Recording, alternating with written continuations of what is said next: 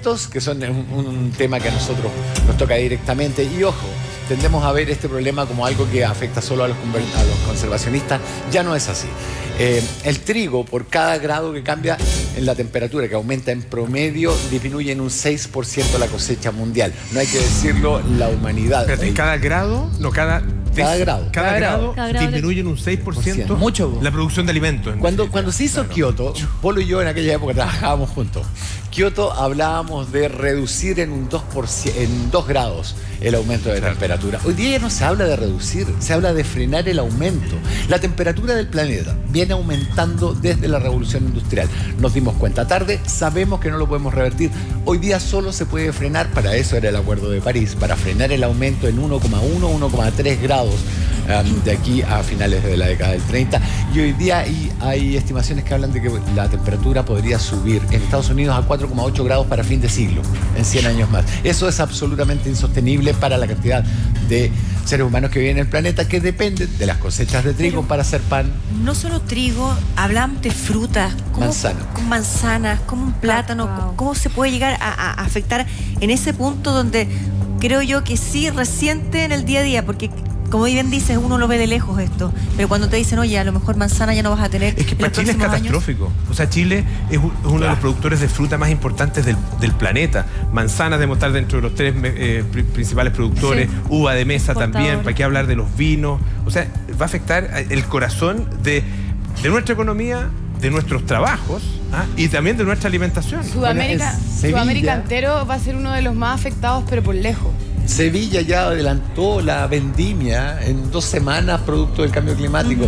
En general, y aquí hay que siempre buscar una cuota de racionalismo, hablábamos ayer del método científico, muy grande para analizar esto. Por ejemplo, sabemos que hay zonas que ya no van a poder producir los alimentos que se producen, pero que quizás estos se puedan producir en otros lugares. Sí, eso es cierto. Ahora el problema es que si esta zona se corre a otra ubicación geográfica, no se trata de agarrar los árboles que tienen 20 años y moverlos para acá. Hay que invertir, y ese periodo, esa curva, va a decrecer la producción de alimentos. Yo les mencionaba el trigo porque es probablemente el alimento que en Occidente, desde la prehistoria hasta ahora, ha sido la gran reserva de proteína y de calorías, de carbohidratos. Más que Pero si disminuye en esa proporción con una masa consumidora que aumenta constantemente y con un ecosistema general donde cada cambio implica cambios en otros lugares, si disminuyen Mira, hay un ejemplo que es estudiado. En una época había muchos dingos, estos perros salvajes en Australia. Los perros salvajes se comían los huevos de las tortugas marinas.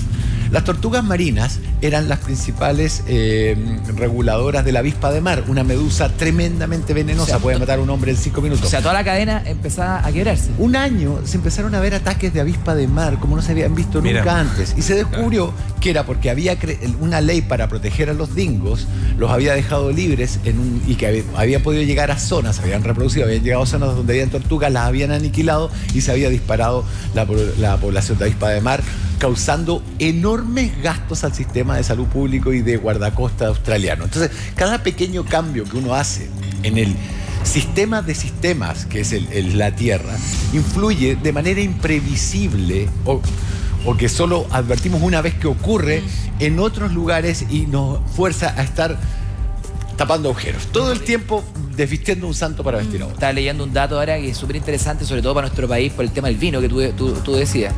Hace 20 años, supone que los productores de vino empezaron a darse cuenta de que habían efectos del cambio climático en la acidez de la uva, ¿no es cierto?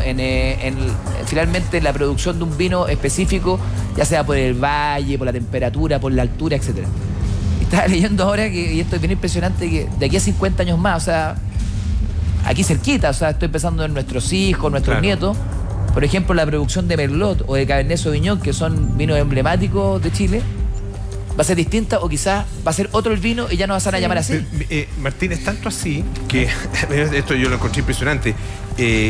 Un gerente de una viña me contaba hace poco que estaban explorando terrenos en la región de Aysén. En la región de Aysén, mirando a futuro, mirando estos 50 años, claro, las viñas ya, hay muchas viñas que no van a poder producir en el Valle del Maule, en Casablanca, etcétera, etcétera. Por eso están haciendo los vinos de altura. Más al sur, imagínate en Aysén. Los vinos de altura también, de 700 a 1000 metros de altura. Exacto. Que son vinos que hace 20 años tú no veías. Lo que a mí me impresiona, Rafa, es que nosotros hemos sido testigos de esto. Eso es, o sea, nosotros salíamos a la calle, habían ranas, habían animales cuando éramos niños. Había ranas en todas partes, claro. Uno iba, había un poco de agua y empezaba a buscar y se encontraba unas ranitas, las llevaba de la casa, qué sé yo, después uno las soltaba.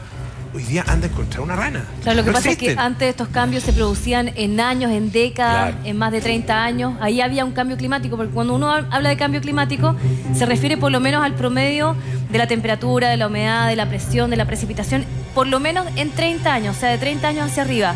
Ahora nosotros vamos a ser capaces y vamos a ser testigos de un cambio climático en un periodo mucho menor. Y a nosotros nos va a afectar en la alimentación. Mira, cuando hay una lluvia intensa, en algún periodo del año nosotros vemos que tenemos el alza de los productos, ya sea de las hortalizas, de las frutas, o no hay una fruta o no hay una verdura.